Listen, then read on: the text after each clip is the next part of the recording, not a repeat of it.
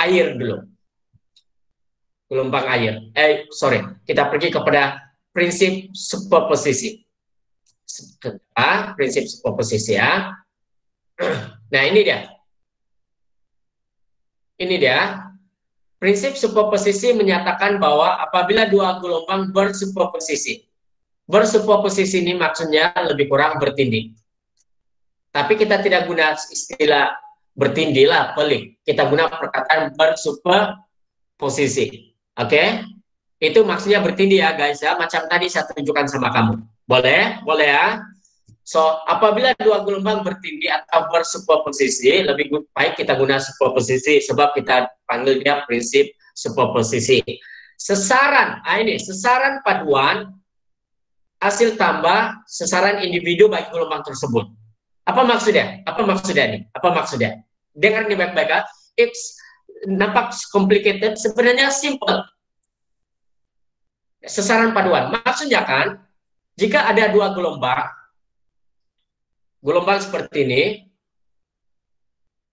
dan gelombang seperti ini, ada di dalam buku teks di sini di bawah, contoh macam ini, apabila dua gelombang seperti ini, mereka bergerak merambat, dan berlaku pertindian, nah sekarang ada superposisi sudah kan, bermaksud dia lebih kurang begini, jika berlaku seperti ini, begini, begini, hasilnya nanti adalah seperti ini. Seperti ini. Oke? Hasilnya seperti ini. So, apa maksud dia? Kalau kamu baca di baik-baik yang tadi di sini dia bilang sesaran paduan. Sesaran paduan di sini maksudnya this one sesaran paduan adalah yang ini Inilah maksudnya sesaran paduan. Oke? Ini dia dikenali sebagai sesaran paduan. Dia paduan, dipadukan. Bermaksud ini sesaran paduan ini ialah hasil tambah paduan, hasil tambah this one, gelombang ini dengan gelombang ini. Oke? Hasil tambah gelombang ini dengan gelombang ini menghasilkan sesaran paduan seperti ini. So, ayat mudahnya begini. Jika satu gelombang ayat mudahnya adalah seperti ini. Sesaran paduan ini ialah hasil tambah gelombang ini dengan gelombang ini. Boleh? Boleh? So, sebagai contoh kalau yang ini, dia katakan, mula-mula ini kita anggap dia ataupun saya ganti dia kepada nomor lah, boleh ya, saya ganti kepada nomor 1 cm contohnya, ini pula 1 cm. Jadi kalau 1 cm 1 cm, maka hasilnya di sini ialah 2 cm apabila mereka bertindih. Boleh paham atau tidak paham? Kalau andai kata di sini 3 cm, sini 3 cm, maka di sini hasilnya 6 cm. So itulah yang kita panggil prinsip superposisi. Bagaimana pula kalau saya buat macam ini? Tengok sini ya. Saya buat macam ini. Begini.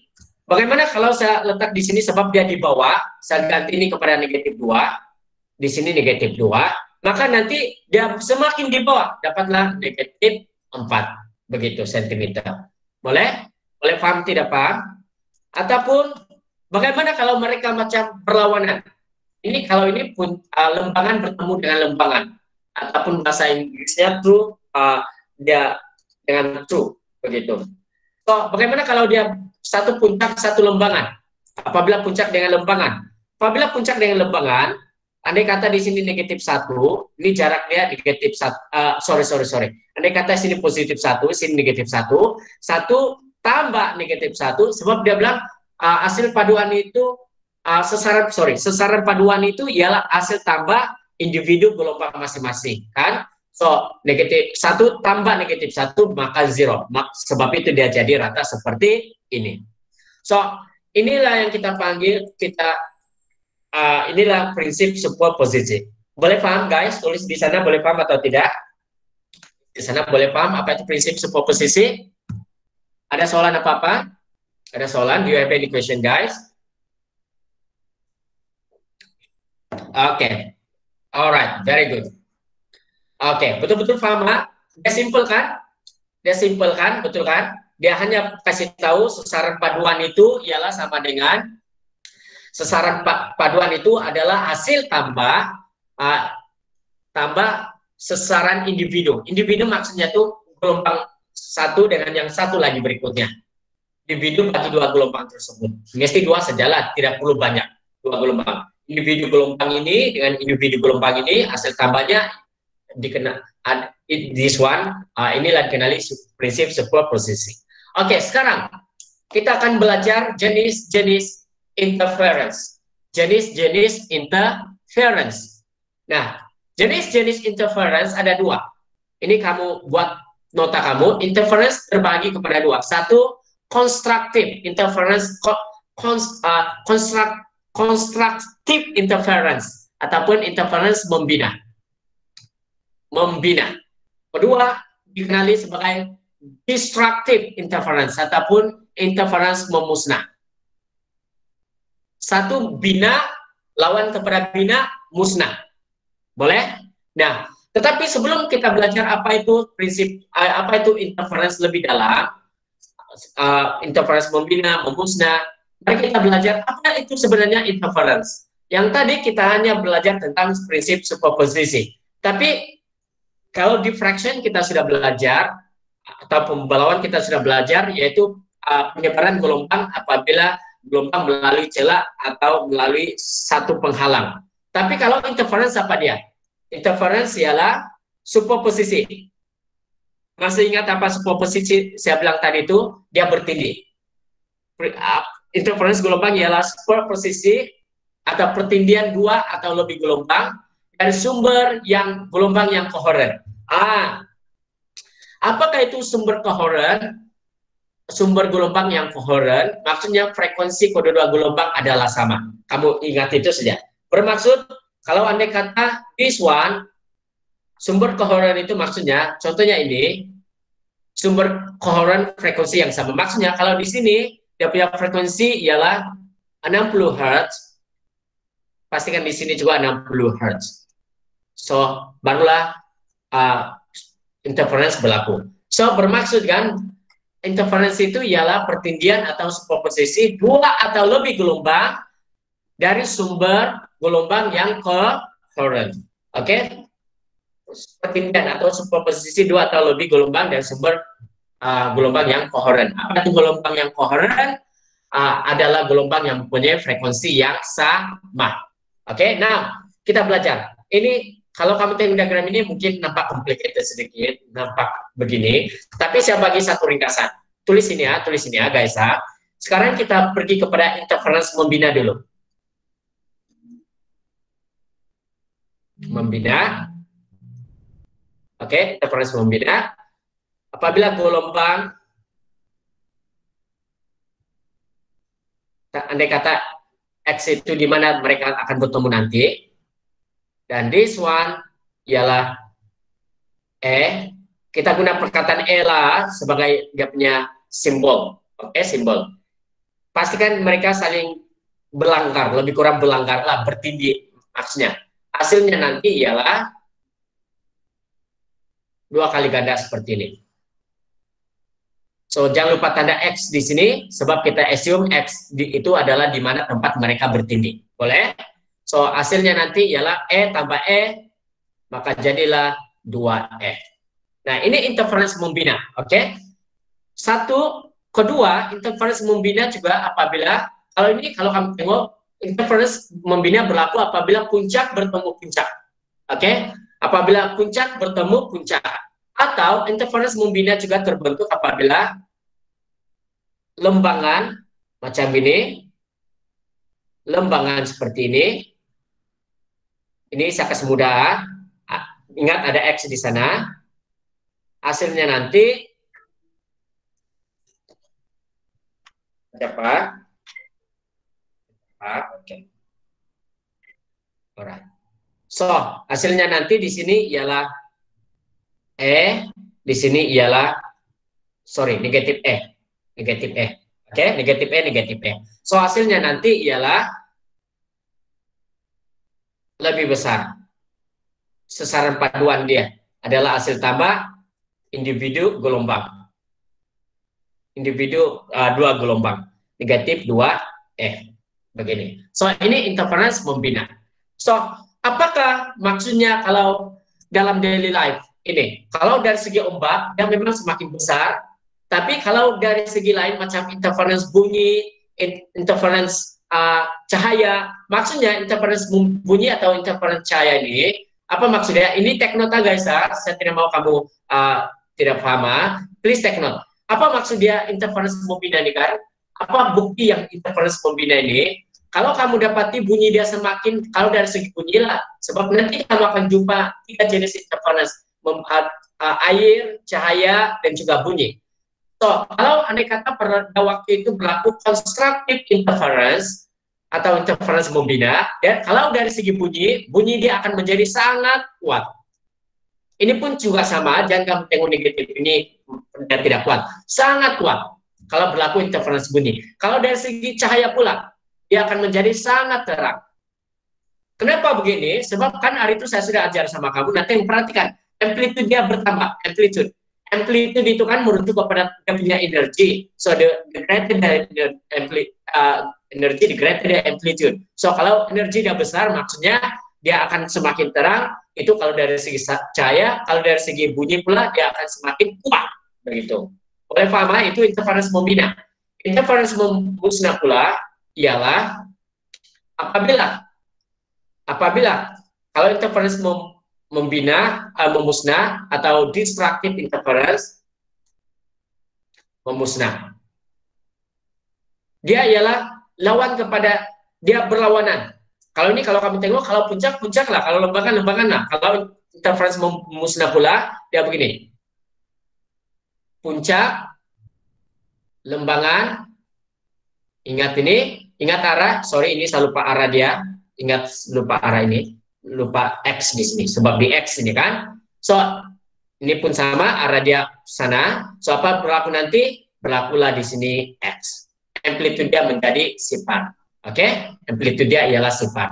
So, kita assume di sini, mesti tulisan negatif E, positif E. Tapi tidak perlu tulis positif pun oke. So, ini dia interference memusnah. Nah, kalau interference memusnah guys, kalau ini terang kuat, maka kalau interference memusnah, dari segi cahaya dia akan semakin gelap. Kalau dari segi bunyi pula dia semakin lemah. Oke, sebelum kita proceed, kamu paham? Ada apa-apa soalan guys? Tolong bagi tahu saya, respon dalam grup. Klik di sana, paham atau tidak paham? Boleh paham? Do you have any question guys? Oke, tulis yang lain lagi, cergas sedikit, come on, cergas, come on, cergas. Ada soalan?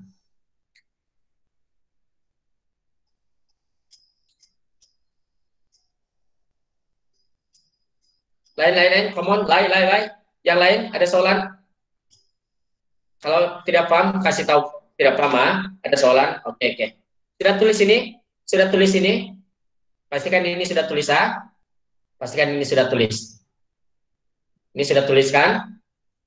Ini sudah tulis? Ini sudah tuliskan? Boleh? Oke. Sudah. Alright, kita proceed kepada seterusnya. Nah, this one, sebelum kita pergi, kalau sebelum ini guys, ini saya mau tanya soalan, Ini saya tanya soalan ini kepada Pak Syahira, Nur Syahira. Yes, Nur Syahira. Oke, ini soalan saya tunjukkan kepada semua. Soalan ini kan, tapi saya tanya Nur Syahira, tapi yang the rest, soalan ini kamu jawab melalui di ruangan komen. Oke, melalui di ruangan komen. Yang the rest, boleh paham? Yang the rest, soalan yang saya tunjukkan kepada Nur Syahira ini, kamu bagi jawaban di dalam ruangan komen, supaya saya boleh tengok. Oke, Nur Syahira, soalannya, ingat dengar semua, soalannya ialah, apakah faktor yang mempengaruhi kesan pembelawan? Faktor kesan pembelawan? Yes. What factor affect the diffraction? Panjang gelombang sama size. Oke. Oh, well done. Kalau panjang gelombang bertambah, kalau panjang gelombang berkurang, apa berlaku kepada kesan pembelawan menurut saya? Panjang gelombang berkurang. Ya, apa berlaku kepada kesan pembelawan? ketara. Kenapa? Apa dia? Kurang ketara. Oh, well done. Kalau size Stella bertambah, dia punya kesan pembelauan. Kurang ketara juga. Oh, well done. Bagus, bagus, bagus, bagus, Nusaira. Bagus. Yang lain? Oke. Nanti saya tengok komen kamu, ah. Oke, bagus, ah, Nusaira. Dan sekarang, interference pun ada beberapa faktor yang mempengaruhi dia. Tapi sebelum itu, mari kita berkenalan dulu serba sedikit. Oke, serba sedikit kita. Tiga jenis interference itu yang saya sudah kasih tahu sama kamu. Kalau ini gelombang bunyi. Kalau gelombang bunyi, nah, ada dua speaker. One, two. Ada dua speaker. Ini gelombang bunyi ya. Kalau gelombang cahaya, ada dua celah. Satu, dua. Dwi celah. Dalam bahasa Inggris dia, nanti kamu cari dalam bahasa Inggris, I forgot. Kamu cari ya. Nah, dua celah. Ingat ini dua celah. Kalau ini dua speaker. Kalau gelombang air tadi, dua. This one, dua motor. Oke, biasa dua motor. Alright? Boleh paham? Nah, gelombang air. Nah, sekarang kita belajar apakah faktor yang mempengaruhi kesan pembelauan. Oke, apakah faktor? Tapi sebelum itu guys, kita akan berkenalan satu formula. Tulis ini formula. Tulis formula. Dikenali sebagai Young's formula. Kalau bahasa Inggris dia bukan formula muda, bukan formula muda, formula Young. Bukan yang, bukan yang. Oke, formula Young. Formula Young ini ialah, kamu tulis ini ya, lambda equal to EX bagi dengan D. Tulis ini. Tulis dulu ini. Tulis dalam nota kamu. Kalau sudah siap, tulis siap. Formula Young. Bukan yang, bukan ataupun muda. Kalau bahasa Melayu bukan. Young. Y-O-U-N-G. Sudah tulis? Pastikan sudah siap. Tulis. Sudah. Sudah, yang lain sudah? Oke. Nah, guys, kita berkenalan dulu siapakah si E ini. So please take note, ini kali dia agak teknikal sedikit, tapi senang. Kita berkenalan dulu. Ini kalau kamu tidak kenal siapakah si, ini panjang gelombang, confirm lah kamu tahu siapa kan? Siapakah si E, siapakah si X, siapakah si D nih? Siapakah dia? Nah, dia, kalau kamu tidak kenal ini, kamu akan ada payah sedikit untuk sebab sekarang ini kan kita mau belajar tentang faktor-faktor mempengaruhi corak interference itu ditentukan oleh ini semua. D ditentukan oleh X, ditentukan oleh E, ditentukan oleh lambda. Ini semua tidak stuck. Yang lain, suara saya tidak stuck. Tidak macam robot. Yang lain oke. Tulis dulu di sana oke. Suara saya oke kan, tidak oke. Yang lain stuck. Oh. Nah, baru ada satu orang yang insaf memasuk. Dia akhirnya dapat masuk kali ini. Oke, kejaplah. Dan kopi dulu lah. Tunggu saya 1 menit. Sofa, kamu boleh paham?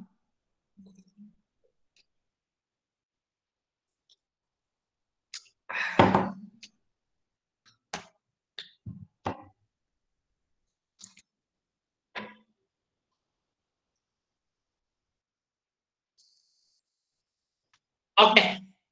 Tidak stuck sudah kan? Tidak stuck sudah? Oh, oke.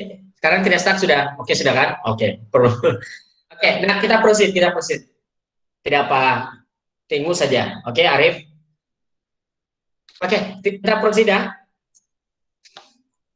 Oke, ini corak interference tuh guys, dia ini 1, 2, 3, 4. So, lambda, E, X, dan D. Oke, lambda, E, X, dan D. So, sekarang kita mau kenal siapakah si E, siapakah si X, siapakah si D. Siapa nih? Oke, let's go. Kita berkenalan. 1, 2, 3, go.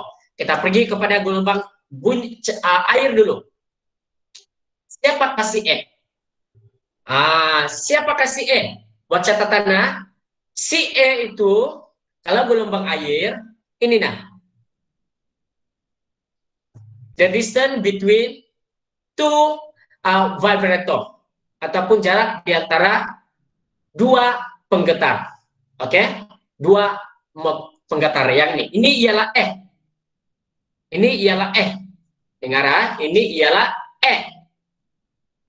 X itu X itu. Siapakah X? X itu guys, sebelum itu mari kita tengok sini. Dia katakan kawasan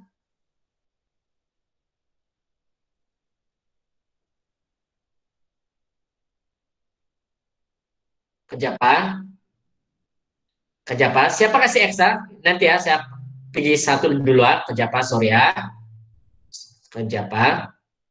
Saya pergi di sini dulu bagi saya 1 menit. Ini latihan yang kamu buat nanti ya. Siapa kasih X? Ini lebih jelas. Kalau si X itu kalau gelombang air, ini nah. Dari garis yang ini yaitu interference memusnah sehingga interference memusnah yang lain. Itu ialah X. X maksudnya kan, X itu ialah jarak di antara interference membina dengan interference membina yang berturutan. Oke. Saya ulangi ya, X itu siapa? Jarak di antara interference membina, interference memusnah dengan interference memusnah yang seterusnya. Ataupun yang berturutan. Kenapa mesti berturutan? Guna perkataan berturutan, sebab anggaplah ini di mana berlaku interference memusnah. Nah, interference X itu ialah jarak di antara dua interference memusnah yang berturutan. Kenapa mesti berturutan? Sebab kalau kamu tidak guna perkataan berturutan, itu bermaksud kalau kamu bilang jarak di antara dua interference memusnah, itu boleh jadi dari sini sampai sini. Sebab ini memusnah dengan memusnah juga. Tapi kenapa penting sekali berturutan? Sebab sebenarnya maksud dia X di situ ialah ini nah. Jarak di antara dua interference memusnah yang berturutan. Mesti the next dia. Tidak boleh yang pelangkau beberapa. Ataupun kalau kamu bilang di sini ialah berlaku interference membina di sini. Kalau kamu bilang jarak antara dua interference membina ataupun the distance between two consecutive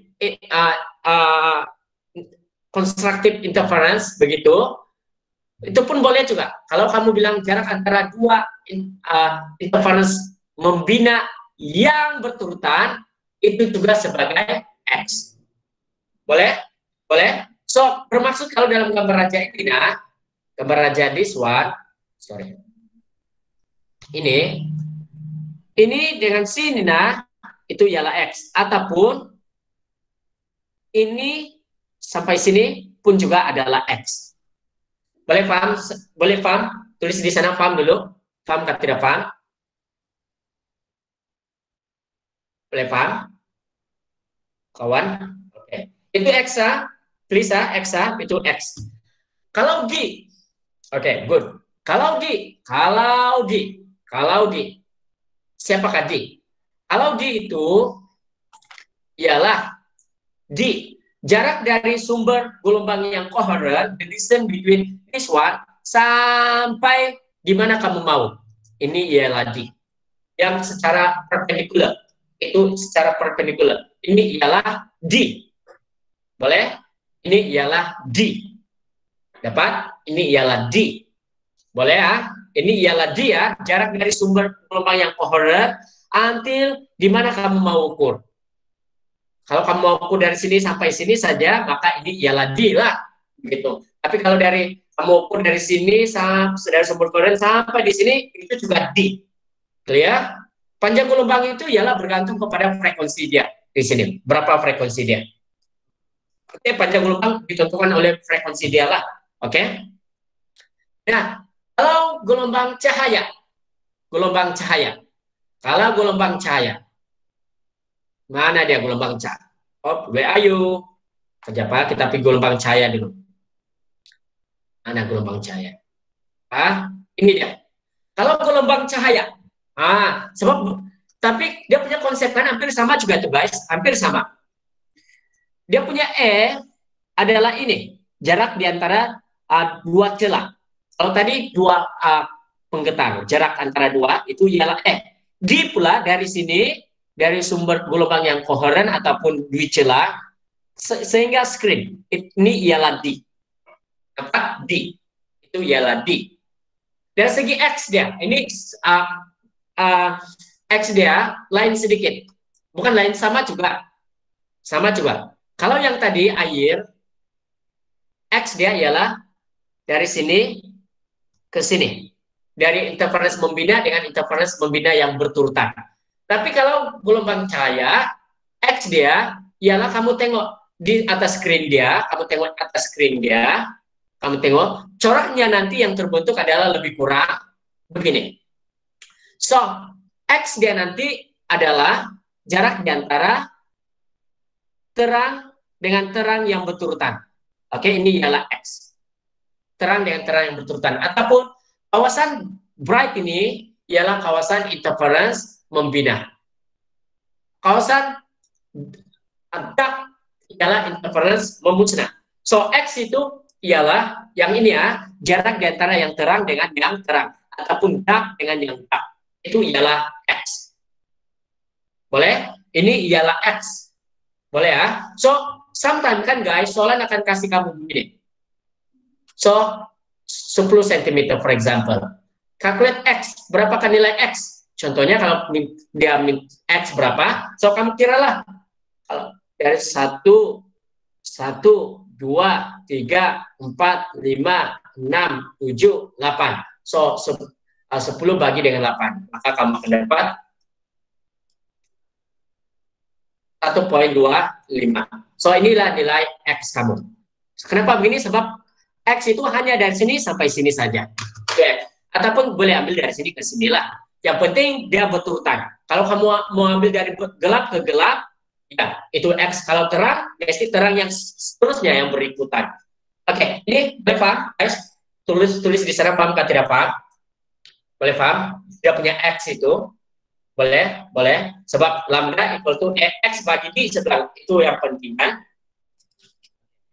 The rest, tulis jangan tidak paham.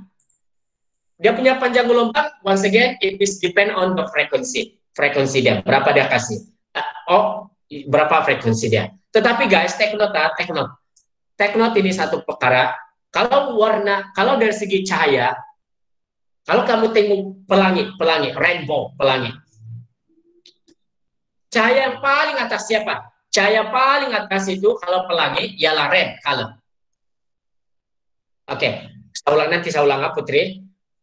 Cahaya yang paling besar, kalau pelangi, kalau kamu tengok kan, sebenarnya kan, kamu tidak pernah tengok kadang-kadang warna color kadang-kadang merah itu di tengah-tengah.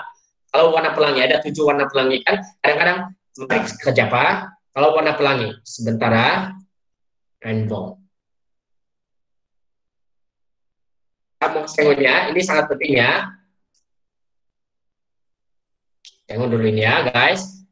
Tengok, kita belajar rainbow dulu. Nah, kalau kamu tengok di sini, kenapa kan dia punya rainbow begini? Kamu tidak heran kan? Kamu tidak pernah jumpa blue color di sini. Nah, ada yang baru insaf. Apa? Oh, baru boleh masuk. Mirza, apa kabar kau? Oke, kita teruskan ya. Nah, kalau kamu tengok warna pelangi ini kan, guys, kamu tidak akan pernah jumpa merah tiba-tiba di sini tengah-tengah, hijau tiba-tiba di atas. Tapi dia disusun macam ini. Kenapa begini?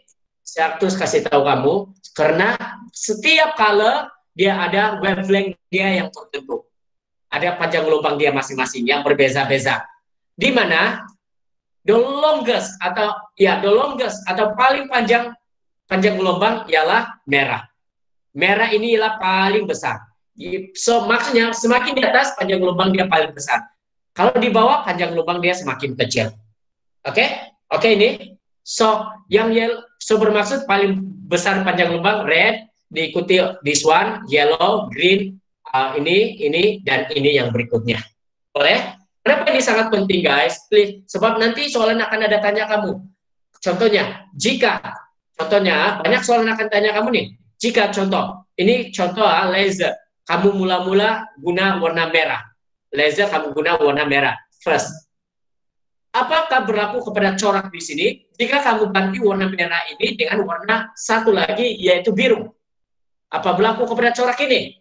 That's why itu sangat penting. So, paling penting kamu perlu tahu, kalau kamu tidak hafal pun, paling besar panjang lubang ialah color red. Oke, color red. Nah, Putri tanya saya tadi, apa dia minta ulang, saya ulang balik lah. X itu, X, tidak perlu banyak pikiran. Begini saja, X itu ialah jarak di antara terang dengan terang, ataupun gelap dengan gelap. Itu, inilah X. Itu saja kamu perlu tahu. Putri, boleh ini Putri? Boleh Putri? Itulah X. Oke, next. Itu dari segi gelombang cahaya. Sekarang gelombang bunyi. Gelombang bunyi, itu ialah di sini. Nah, tengok dia hampir sama. D itu tadi ialah begini. D itu kalau gelombang cahaya, D itu ialah dari sumber coherent sampai sini screen. Itu ialah D. Oke, IV, itu ialah D. Kalau yang ini nanti, kalau gelombang air pula, D itu ialah dari sumber coherent sampai di sini. Ini ialah D. Kalau gelombang bunyi, D dia ialah ini nah. D dia ialah dari sini sampai yang ini. Ini ialah D. Ini pula ialah X. Nah, dari bunyi kuat sampai bunyi kuat, ataupun dari interference membina kepada interference membina yang berikutnya, yang beturutan.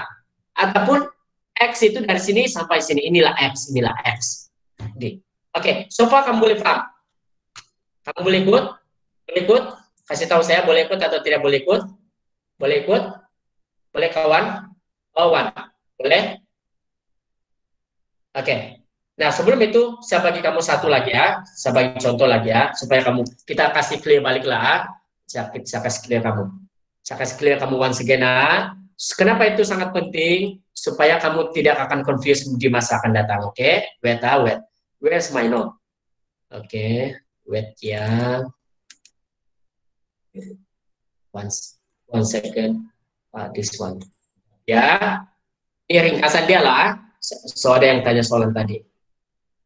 Pejabat, soalan kamu dulu. Oh. Adakah yang tanya tadi ya? Kejap ya. Oke, ini saya bagi. Oh, nah, syukur Mirza. Bertobat sudah Mirza. Syukur. Mari kita buat ringkasan. Nah, ini dia. Ini dia. Tengok sini baik-baik, Pak. Ringkasan dia. Tengok sini. Ini ringkasan dia. Di antara lambda dengan X tuh. Nah, kalau mesti di antara dua sumber yang koheren. Sama ada penggetar atau speaker, ini atau dua celah nih. Ini ialah Boleh? Itu ialah D pula dari sumber koheren sampai di mana kamu mau ukur. Sama coba dari speaker sampai di sini, ini D. Atau dari double slit. Double slit pula tadi kan. Sampai di screen. Itu ialah D. Oke.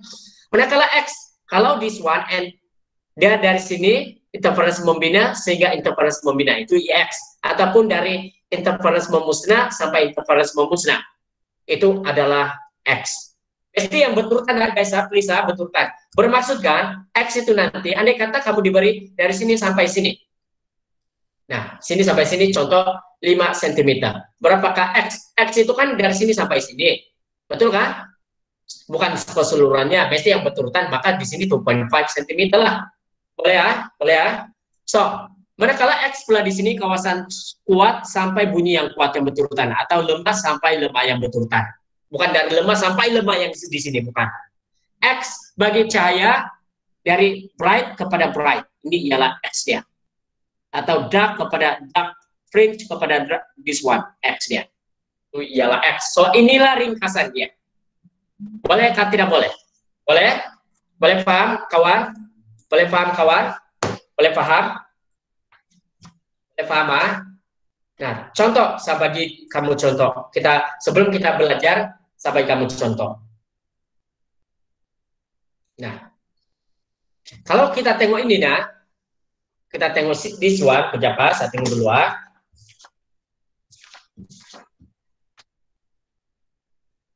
Kita tengok ini dulu, ah.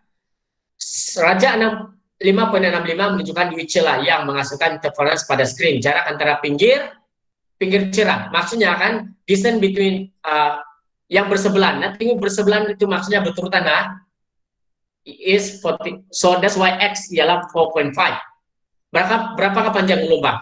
Nah, dia sudah bagi tahu. Distance E dia jarak antara dua celah atau double slit 0.4 mm, and then D dia dari double slit atau current source sampai kepada screen. Ini ialah D.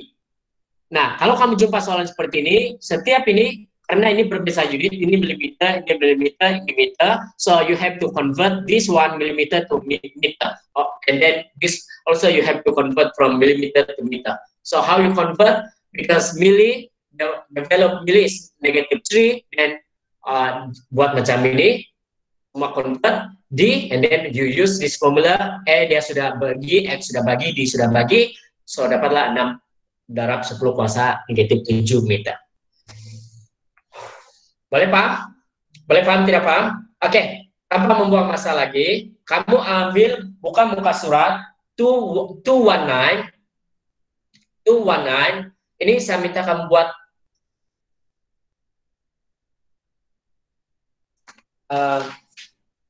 saya minta kamu buat D saja dulu. D. Buat D. Buat D, ya. Buat D. Buat sekarang, buat D. Ini D. D saja 219 sampai kamu 3 menit. Oke, buat sekarang. Buat sekarang, 3 menit. Buat sekarang.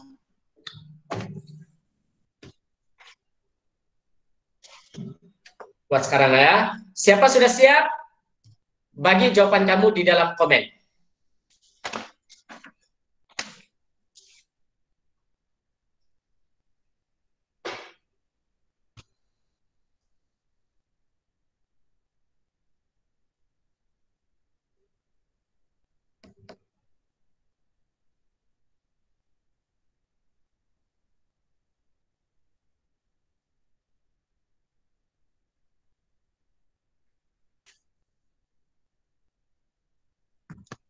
Bagi jawaban kamu di ruangan komen, kalau sudah siap.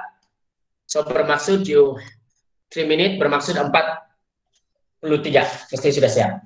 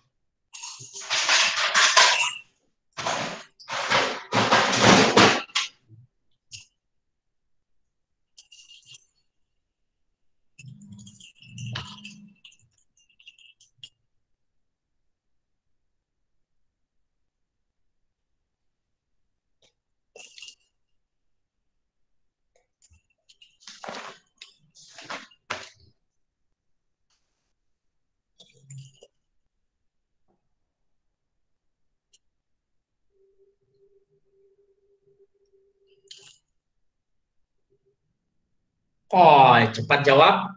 Boleh tahan. Kita tunggu yang lain dulu, Bal, kamu try yang 2 meter, 2.5 meter, Bal, kamu sudah convert pergi milimeter kan? Sebenarnya kan guys, begini ya, kalau kamu mau convert meter kepada milimeter pun boleh juga, no problem. Oke, tidak ada masalah. Melainkan if the question asks you, dia bilang give answer in SI unit. Kalau dia minta dalam SI unit, then you have to convert all the millimeter to meter. Okay, your final answer must be meter. If the question asks you give answer in SI unit. But kalau soalan tidak mention, dia tidak kasih tahu which unit mana satu unit, kamu boleh tukar milimeter itu semua kepada meter, ataupun meter itu kamu tukar kepada milimeter. Dua-duanya boleh. Oke? Kita tunggu yang lain dulu, ada 1 menit lagi. Sejam ini.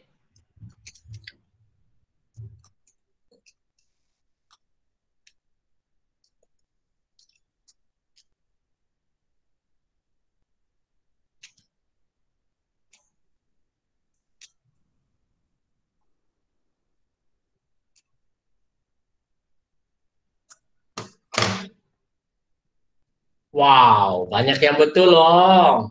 Bagus loh. Banyak yang betul loh. Oke, habis masak. Well done, bagus, bagus. Banyak yang betul kamu. Bagus, boleh tahan. Boleh tahan, bagus, So, well done, boleh tahan kamu. Well done, bagus, bagus, bagus. So, jawaban dia kalau dalam unit meter is 5.52 times 10 to the power negative 7 meter. Jadi letak unit meter, well done, bagus sekali, itu bukan diri sendiri. Tapi kalau milimeter, nah, sebab ada yang jawab dalam milimeter, apakah kita jawab dalam milimeter pula? 2.5, ini pula kalau tukar kepada milimeter, you have to divide by 10 to the power negative 3.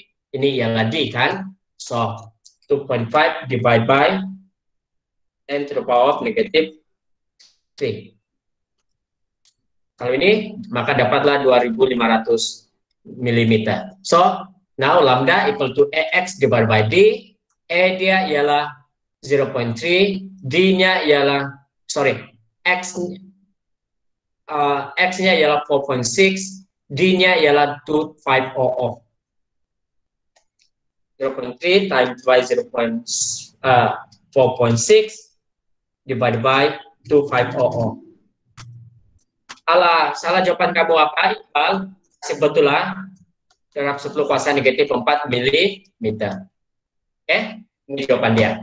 Alright, kita pergi kepada seterusnya.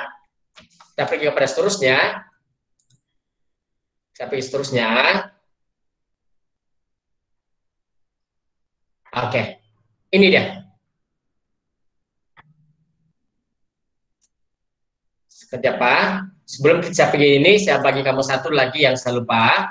Oke ya, well done kamu, bagus kamu boleh jawab Saya bagi kamu satu dulu. Ada satu istilah yang saya tidak sentuh sama kamu tadi, yaitu istilah antinode. Antinode ini, apakah antinode? Ialah di mana berlakunya titik berlakunya interference membina. Oke, ini ialah kalau antinode, titik ataupun point where interference constructive interference dia berlaku. So titik berlakunya interference membina. Oke, kalau node pula itu ialah titik berlakunya interference memusnah. Oke, titik so bermaksud kalau titik ini ini kan titik di mana lembangan bertemu lembangan, puncak bertemu puncak, lembangan bertemu lembangan, puncak bertemu puncak, itu ialah interference membina, betul kan tidak?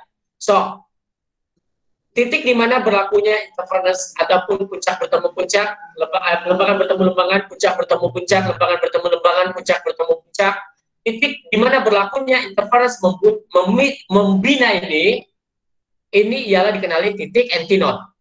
Oke, titik ini kita panggil titik antinode. Tapi bila kamu gariskan dia, sambungkan di antara titik itu, inilah yang kita panggil garis atau antinode line. Oke, antinode line means that apabila kamu buat garis dalam titik-titik titik di mana berlakunya interference membina. Demikian juga kalau di mana jika ini lembangan bertemu puncak, lembangan bertemu puncak, lembangan bertemu puncak, lembangan bertemu puncak. Titik ini kita panggil titik node. Tapi bila di antara titik node ini kamu sambungkan menjadi satu garis, kita panggil garis node. Boleh? Garis node. Boleh ya? So, sometimes kamu akan jumpa perkataan antinode ataupun interference membina. Sometimes kamu akan jumpa perkataan node ataupun interference memusnah. Boleh paham ah? Boleh paham ah? Boleh paham sini kawan? Boleh paham sini kawan? Boleh paham kawan? So, now kita terus belajar kepada this one. Terakhir pada hari ini, hari tadi saya sudah ajar kamu yang formula, this one, yang formula. Nah, untuk pengetahuan kamu guys, sekarang ya kita mau kaji relationship between ABC pun tidak pandai sudah. Lambda X dengan D. Oke, kita mau tengok hubungan antara lambda X dan D. Dan biasanya guys, listen ya, biasanya corak interference adalah merujuk kepada siapa? Kalau dia tanya corak interference, ini sebenarnya merujuk kepada siapa? Merujuk kepada X. Saya repeat ya, corak interference itu sebenarnya merujuk kepada X. Oke? Saya repeat. Kenapa merujuk kepada X? Kan tadi saya bilang itu, kalau interference cahaya atau light, oke, corak interference itu merujuk kepada ini nah, X. Mungkin X ini boleh besar atau semakin kecil. So X ini pula dipengaruhi oleh lambda, E, dan D. Jadi sekarang kan kita mau tengok apakah hubungan antara X dengan E, X dengan lambda, X dengan D. Boleh ya? Kita mau tengok ini hubungan mereka. So now, apakah hubungan mereka? Kita tengok one by one. Kalau dari X dengan E, mereka inversely proportional. Inversely proportional.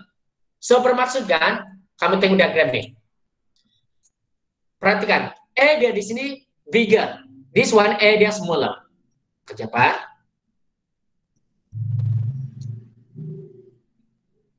E dia sini bigger. This one E dia smaller. Tengok dia kecil, ini besar. And then apabila this one bigger, then kamu dapati ini kecil. Bila ini kecil pula, X dia bertambah besar. So, mereka inversely proportional. Boleh? Inversely proportional. Boleh paham atau tidak paham? Oke? So, E dia besar, X dia kecil. E dia kecil, E dia besar. Boleh? Boleh ya? Oke, next. Sekarang, X dengan lambda pula. Ini panjang gelombang dia besar. Ini panjang gelombang dia besar. Ini panjang gelombang dia kecil. Betul kan? Nah, kalau X dengan lambda mereka punya relationship is directly proportional atau berkadar terus. Oke, so X is directly proportional to lambda atau wavelength. Tapi kita sebut ini lambda lah. So, kalau kamu perasan di sini, E dia di sini besar sedikit, X dia semakin besar. E dia kecil sedikit, sepatutnya dia gambar raja dia tidak berapa cuna, X dia pun kecil. Oke, the last one, lambda dengan D. Lambda dengan D pun berkadar terus juga. Lambda dengan D juga berkadar terus. Nah, mungkin kamu tanya saya, Jimmy, macam mana menghafalnya? Sangat senang. Kita kembali kepada Young's formula. Lambda equal to X bagi D. Masih ingat?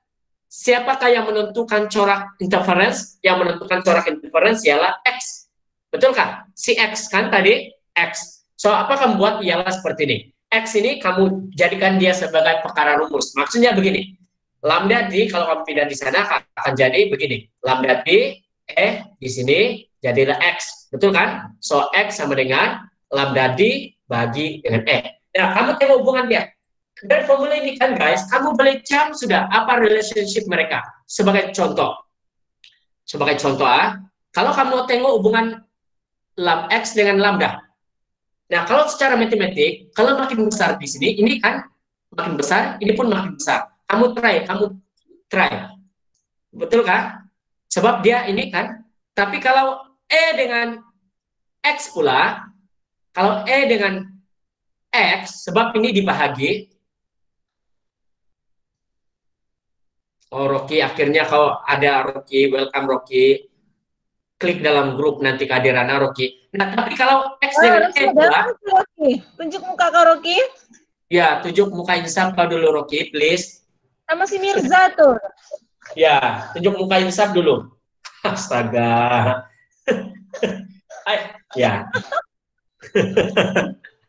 Nah, ada lagi yang baru insaf. Yang mau habis sudah kelas baru insaf. Sihan, mungkin lain tidak kuat, Bang. Tengok Mirza. Ayo, Kak, handsome betul, Kak. Mirza, tunjuk. Handsome betul, Oke, kalau baru Mirza. sebelum baru kelas semua tunjuk muka. Semua tunjuk muka. Nah, ini X sama E. Kalau kamu tengok X dengan E ini, mereka berkadar songsang. Sebab kamu perhatikan, dia dibahagi. Kalau kamu jumpa begini kan, dia dibahagi. Kamu setiap kali kamu jumpa yang dibahagi, begini dibahagi itu maksudnya berkadar songsang tuh. Contoh, X sama dengan uh, Q bagi P. Ini tidak formula beginilah. Kalau X dengan P, sebab P itu dibahagi, itu maksudnya hubungan mereka berkadar songsang. Maksudnya, kalau E increase, X dia decreases. Begitu. Oke? Oke, sini. Boleh paham? Oke, bagi tahu saya sana. Paham atau tidak paham? Paham? Pahamkah? Tulis dulu sana, kawan. Kawan, paham? Bagi tahu saya, kawan. Oke. So, dari formula itu kan, guys, kamu boleh tahu sudah dia degree ataupun universally professional.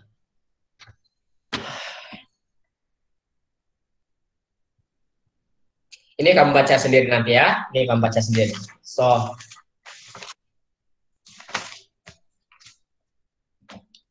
oke.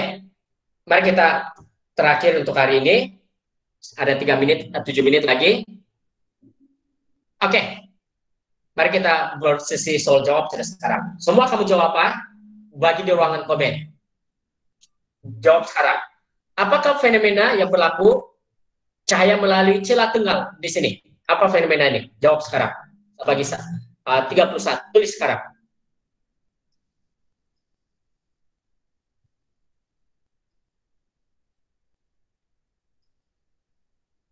Oke, bagus. Pandai, pandai. This one is interference. Very good. Interference. Pembelawan. Diffraction. Diffraction. Bagus. Apakah, oke ya. Thank you ya. Thank you. Oke lah itu. Oke lah. Pembelawan ya. Next B. Apakah berlaku kepada dua alur cahaya dalam kawasan PQ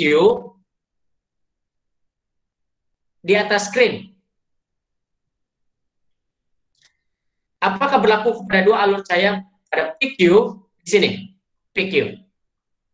Apa berlaku? Kamu rasa kalau di situ? Kalau B, apa jawabannya? B. B, apa jawaban kamu? Apa berlaku kepada this one, PQ? Di sini PQ, apa berlaku? Kalau PQ pula, apabila dia melalui itu celah, apa berlaku? Kawan, jawab sekarang, kawan. Interference. Oke lah, interference.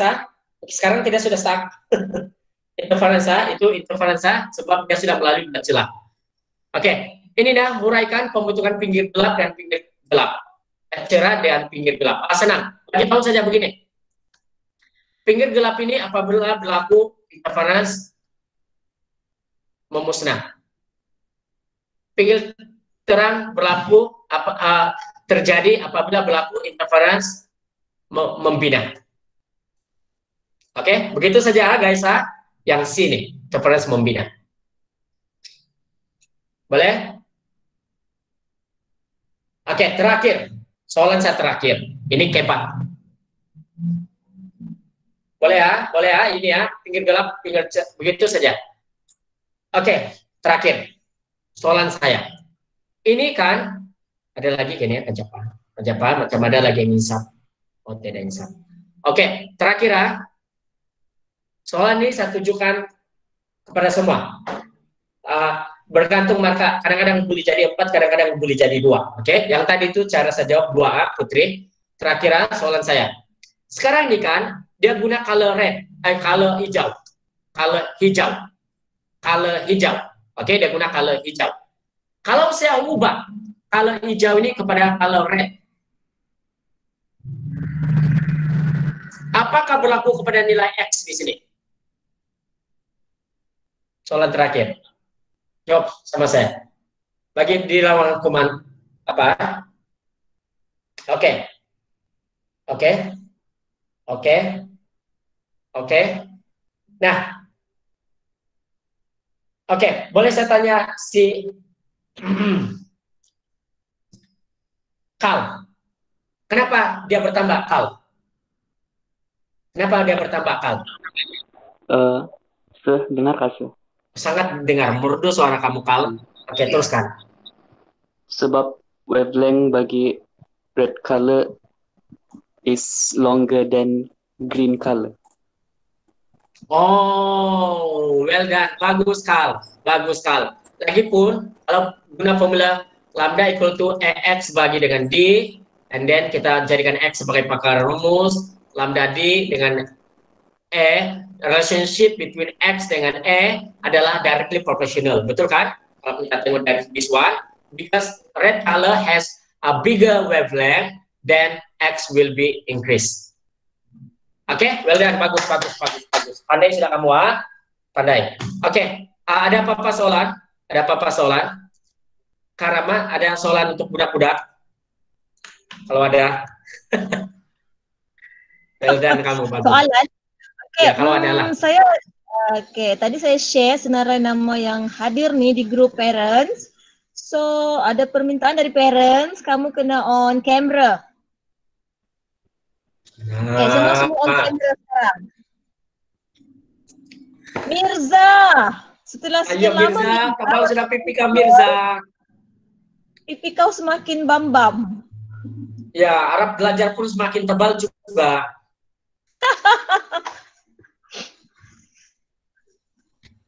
Ada soalan? Pula tuh.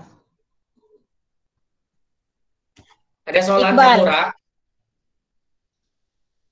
Ada soalan sebelum kita bergambar sebab permintaan parents kan? Dari Syahira, Abigail. Nah, Iqbal. Oh, ayo Rambut Iqbal. bah. Muka jenius.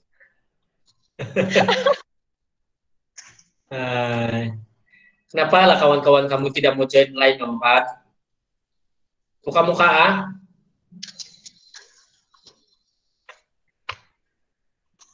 Ada Oke, soalan? nanti kamu jawab soalan yang di itulah untuk pengiraan tuh. Biasa kalau soalan untuk pengiraan tuh kena hati-hati dengan unit. Sebab biasanya nilai-nilai yang diberi itu dalam unit yang berbeza tuh. Tengok di muka surat 219, soalan D.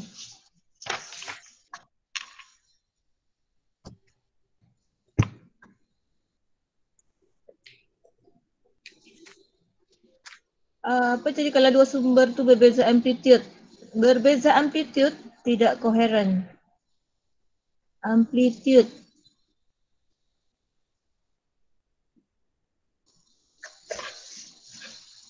Tapi panjang gelombang sama kan? Iya. Kalau tidak koheren, interference tidak berlaku lah. Tapi kalau amplitude berbeza, boleh juga berlaku interference betul. Kan? Tapi kalau fasa. Ya, kalau tidak koheren tidaklah, tidak. Sebab mesti koheren dia bilang kan.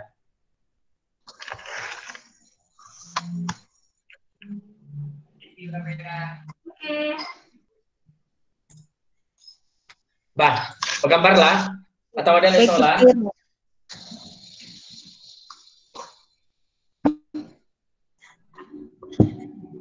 Apa sudah? Pak Dian, buka kamera.